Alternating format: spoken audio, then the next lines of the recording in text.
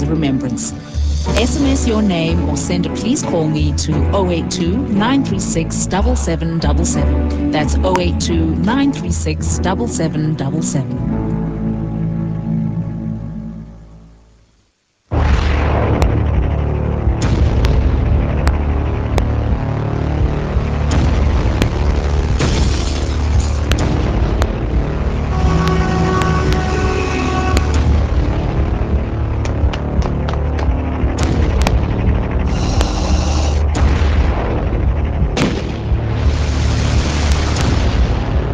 The first season of CSI New York starts Tuesday the 5th of July at 10 on SABC 3.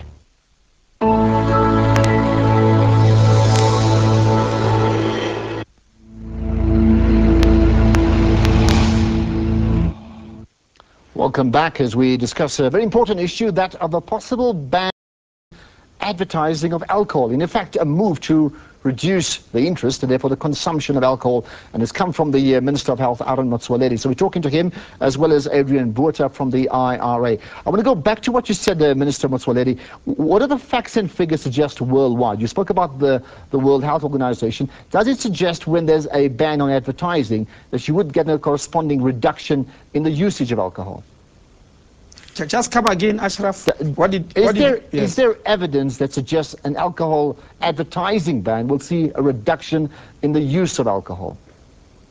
Well, there are various studies around the world, and those studies don't involve only alcohol banning, because the World Health Organization global strategy on reduction of harmful effects of alcohol does not constitute advertising only. It's many other forms of control, and we believe those controls put together have got a tendency to reduce consumption. Definitely, there are studies around the world. The tendency may not be the same. Adrian, you already said earlier that there's no evidence of that sort. Well, there's no evidence of a causal link between alcohol advertising and abuse. There's even a lot of unknown data about is there actually any link between overall consumption and advertising? And I must also point out, I agree with the Minister that the World Health Organization has played an important role, and we were, in fact, I was personally in Geneva when we discussed those issues, and they put forward 10 policy options. One of those policy options, and it's up to each country to look at it, is restrictions on advertising. And we, in fact, as an industry in South Africa, restrict ourselves with our very, very stringent code of practice. Should we then be talking about, as opposed to reduction in the consumption of alcohol, should we be talking about responsible versus irresponsible advertising? And in this case, usage, of course. Absolutely. Yeah. I think that's a sine qua non. We have to that our advertising is responsible, and our code is over 20 years old, and we update it regularly. So that's the most important thing. But we need to address the multifaceted problem that is alcohol abuse and misuse. There's no silver bullet.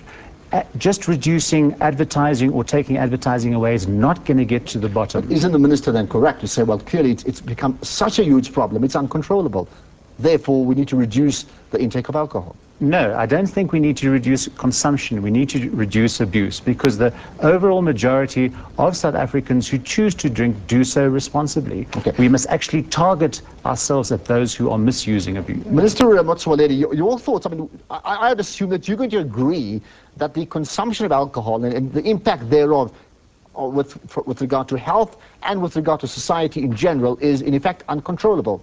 Is that right?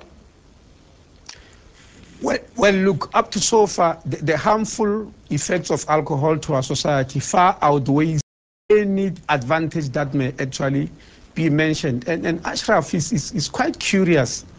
If advertising has got no effect, then why should people worry about us banning it? Because it doesn't change anything. The reason that they are worried so much is because it does have an effect, and the effect is to reduce consumption. And if you are producing a commodity and there's less consumption and demand for it, of course you lose money. So that's why there can only be one reason on earth for advertising any product, is to make sure people use it more, to make sure that many more people use it. That's why you advertise. Of course, to promote your product. Let me read up what you said in your budget speech, Minister Motsoaledi. You said, and I quote, "I can stake my life on it. We are going to fight with our bare knuckles to achieve this, particularly a ban on advertising of tobacco and alcohol. It is a point of no return. And the sooner the tobacco and alcohol industry understands this, the better. I would suggest that's very much an open war against them. What has been their response? What have you expected? Well, we are declaring war because we know the people who produce alcohol has got massive resources to resist these regulations of harmful effects of alcohol through various means, and they've already shown that they are against us taking any action. And that's why I say we are going to fight with our bare knuckles. We are taking this from what happened when we wanted to control tobacco consumption. Okay, got that. Adrian brought up bare knuckles. I mean, that's fisticuff stuff, right? Ashraf, what's going to be the response? We certainly don't want to have a war with government. But you're in it already, anyway. Well, I don't think it's a war. You know, we are engaging with various government departments. We, as I said right up front, we unequivocally support government's objective of reducing alcohol-related harm. But we are saying let's pick things that can actually work. To simply say advertising is so powerful then it can influence people, I must then ask the question, why do the majority of South Africans choose not to drink when they're all exposed to the same ads? The companies wish to advertising not to increase overall consumption, but it's a very competitive market. How are you going to fight this? We're not going to fight it. We are going to engage with government somewhere. Even engagement is a fight. Well, I think a war and a fight is not where we're coming from. We have been at the forefront of fighting abuse. Fighting abuse is fine for 20 years, and we want to engage with government as we have and as we will continue to do and say, what are the best ways? What are the best way we can actually deal with it? Is it self-regulation? Is it awareness creation? Is it education?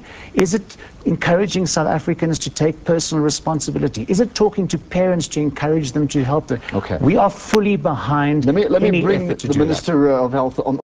Is there another way to look at it? What about education? Maybe a code of conduct that we all understand in terms of how people, South Africans, generally consume alcohol? It's already been said, even Adrian himself, that there is no silver bullet.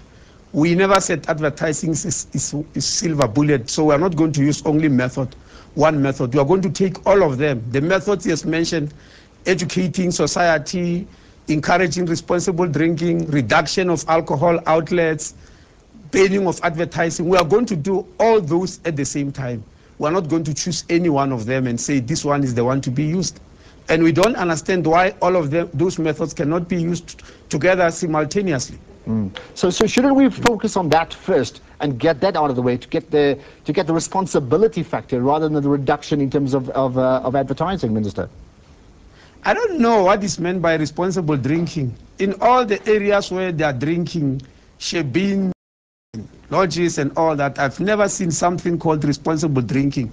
Alcohol always ends up in problems, and we have got evidence that in 53% of fatal accidents, fatal injuries, 73% of non-fatal injuries, alcohol is always a factor. All right, so very quickly, you're saying all drinking is irresponsible? Yes, no? Well, most drinking is not. Those people who are said to be drinking responsibly are very mature adults, very few of them. But for youngsters, it's a catastrophe.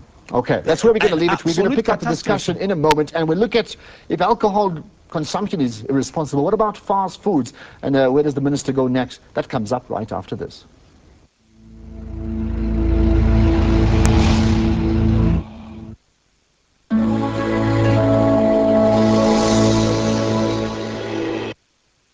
Get Telkom Simple and get loads